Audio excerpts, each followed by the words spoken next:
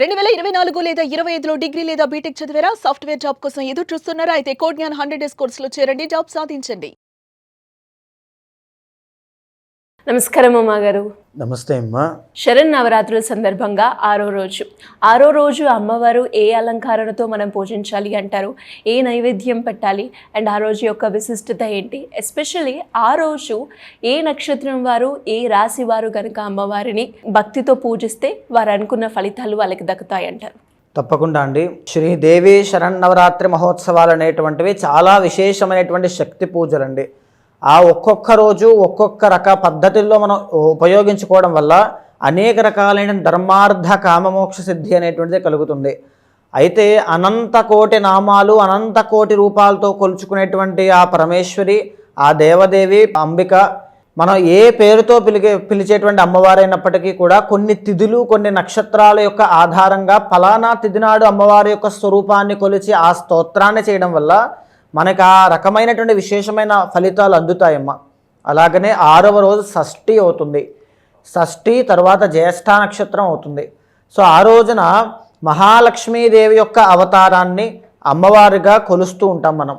So Mahalakshmidevi యొక్క ఆరాధన విశేషత ఎలాగా అని చెప్పుకుంటే, సో అమ్మవారి యొక్క స్వరూపం ఎలా ఉంటుంది? మహాలక్ష్మీదేవికి చూస్తే ఏ మహాలక్ష్మీదేవి యొక్క స్వరూపాన్ని, విగ్రహాన్ని, చిత్రపటాన్ని మీరు చూడండి, చేతిలో ఆయుధం ఉండదు. చూడండి కావాలంటే చేతిలో ఒక్క ఆయుధం కూడా, కనీసం అంకుశం కూడా ఉండదు. ఉంటే శంఖ చక్రములు ఉంటాయి, లేకపోతే తామర పుష్పములు ఉంటాయి, అంటే పద్మములు ఉంటాయి. సో అమ్మవారి యొక్క స్వరూపం ఏ విధంగా ఉంటుంది? 4 చేతులు ఉండి అమ్మవారి యొక్క ముఖము అనేటువంటిది కోటి సూర్యప్రకాశము. కోటి సూర్యులు ఎలా అయితే ప్రకాశిస్తూ ఉంటారో ఒక్కసారిగా అంతటి ప్రకాశవంతంగా అమ్మవారి ముఖం ఉంటుంది. 4 చేతుల్లో 2 చేతులతో పద్మములు ధరించి ఉంటారు. ఒక చెయ్యి వరదముద్ర, ఒక చేతి అభయముద్ర అనేటువంటిది ఉంటుంది. అయితే అమ్మవారి దగ్గర నుంచి ఎప్పుడూ కూడా కనకవర్షము అనేటువంటిది కురవడం జరుగుతూ ఉంటుంది. అయితే అమ్మవారికి 2 హిమాలయ పర్వతాల లాంటి ఏనుగులు అమృతాభిషేకం చేస్తూ ఉంటాయట. సో ఎలా అయితే అమ్మవారికి అభిషేకం చేస్తూ ఉంటాయో అలాగనే మనము అమ్మవారి యొక్క మహాలక్ష్మీదేవిని స్తోత్రం చేయడం వల్ల, ఆ రోజున దర్శనం చేయడం వల్ల, అమ్మవారికి ఆ మహాలక్ష్మి ఆరాధన చేయడం వల్ల విశేషమైనటువంటి ధన సంపదలన్నీ కలుగుతాయండి. డబ్బు, పేరు, ప్రఖ్యాతలు, కీర్తి ప్రతిష్టలు, జన ఆకర్షణ, తర్వాత సుఖభోగాలు, ధైర్యము, ఆనందము, సుఖము, శుభకార్యము, ఇలాంటివన్నీ మహాలక్ష్మీదేవి యొక్క ఆరాధన వల్ల దక్కుతాయి. పద్మప్రియే పద్మిని పద్మహస్తే పద్మాలయే పద్మదళాయతాక్షి అంటారండి. పద్మప్రియే, పద్మములంటే అమ్మవారికి చాలా ఇష్టం. తామర పూలంటే పద్మిని అంటే పద్మంలో నివసించేటువంటి అమ్మవారు అనమాట. పద్మాలయే అంటే పద్మాన్నే ఆలయంగా చేసుకుని ఉన్నటువంటి అనమాట. అంటే చైతన్యము. పద్మము అంటే ఏంటంటే చైతన్యము. అమ్మవారి యొక్క ఆరాధన చేయడం వల్ల మనకి జ్ఞానము అనేటువంటిది, చైతన్యము అనేటువంటిది రాంగ్ డైరెక్షన్లోకి వెళ్ళరండి. మహాలక్ష్మి ఆరాధన చేసే వాళ్ళు ఎవరు కూడా వ్యసనాలు, జూదము, అలవాట్లు, చెడు సహవాసాలు ఏముండవు. అంత పాజిటివిటీ ఉంటుందన్నమాట. పద్మాలయే పద్మిని పద్మహస్తే పద్మాలయే పద్మదళాయతాక్షి అంటే అమ్మవారి యొక్క కళ్ళు ఎలా ఉంటాయట అంటే పద్మము లాంటి లేతగా, అంటే ఎలా ఉంటుందని పద్మము ఆ పింక్ కలర్లో ఉంటుంది, చాలా సున్నితము.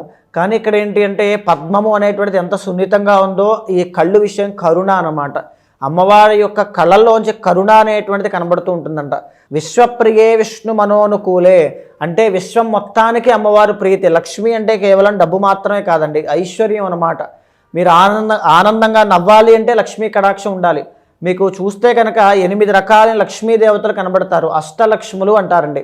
మొట్టమొదటిగా ఆది లక్ష్మి అనమాట. ఏం ప్రారంభం చేసినా విజయం కావాలి మీ లైఫ్లో అంటే ఆ లక్ష్మీదేవత అనుగ్రహం కావాలి.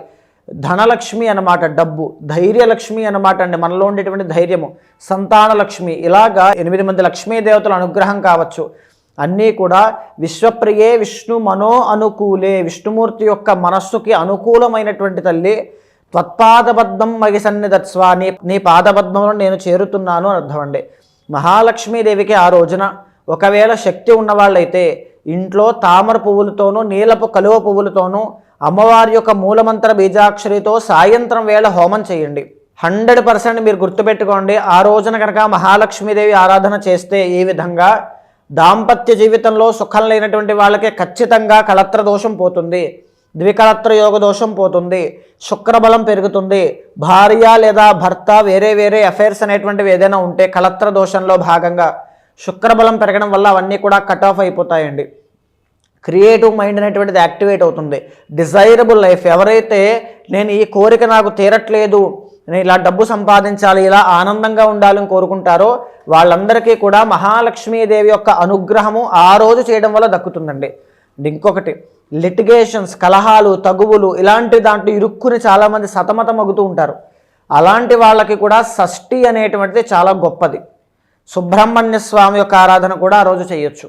సో మేజర్లీ అమ్మవారి యొక్క అవతారం మనం మాట్లాడుతున్నాం కాబట్టి మహాలక్ష్మీదేవి ఆరాధన సాయంత్రం వేళ చేయండి. ఒకవేళ అలా హోమం చేసుకోలేని శక్తి లేని వాళ్ళైతే కనకధారా స్తోత్రము అని ఒకటి ఉంటుంది. కనకధారా స్తోత్రాన్ని 16 సార్లు కానీ లేకపోతే 27 సార్లు కానీ పారాయణ చేయండి. ఒకవేళ ఇంకా ఏదైనా చేసుకుంటే మంచిది అనుకుంటే శ్రీ సూక్త పారాయణ, ఇంట్లో బ్రాహ్మణులను పిలిపించి శ్రీ సూక్త పారాయణ అనేటువంటిది చేయించవచ్చు. శ్రీ సూక్త పారాయణ ఎక్కడైతే జరుగుతుందో ధన, కనక, వస్తు, వాహన ఈ 4 విషయాల్లో ఎప్పుడూ లోటు ఉంటుందండి. డబ్బుకి, బంగారానికి, వస్తువులకి, వాహనాలకి ఈ 4 రావాలి అనుకుంటే, ఏదైనా ఆకర్షించాలి అనుకుంటే, గొప్ప వెల్తీ మ్యాన్ అవ్వాలి అనుకుంటే 6వ రోజున మహాలక్ష్మీదేవి యొక్క ఆరాధన తప్పకుండా చేయండి. ఈ రోజు అమ్మవారికి మనం ఏ నైవేద్యం పెడితే బాగుంటుందంటారు? తప్పకుండా అండి.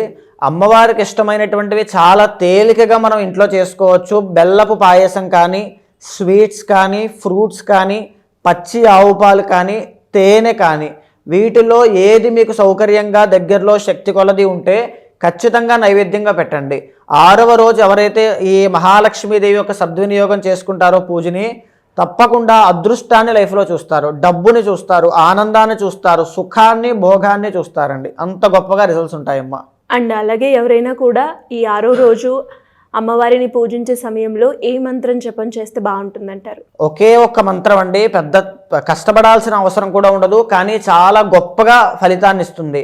ఒకటే ఒక బీజాక్షరి అమ్మ, శ్రీం. శ్రీం అనేటువంటి బీజాక్షరి మంత్రాన్ని మనసులో బయటికి చెప్పకుండా 216 సార్లు శ్రీం శ్రీం అని జపం చేయండి సాయంత్రం వేళ. తప్పకుండా మనీ బ్లాకేజెస్ ఏమైనా ఉంటే అవన్నీ క్లియర్ అయిపోతాయండి. థ్యాంక్ యూ అమ్మ గారు, థ్యాంక్ యూ సో మచ్. నమస్తే అమ్మా.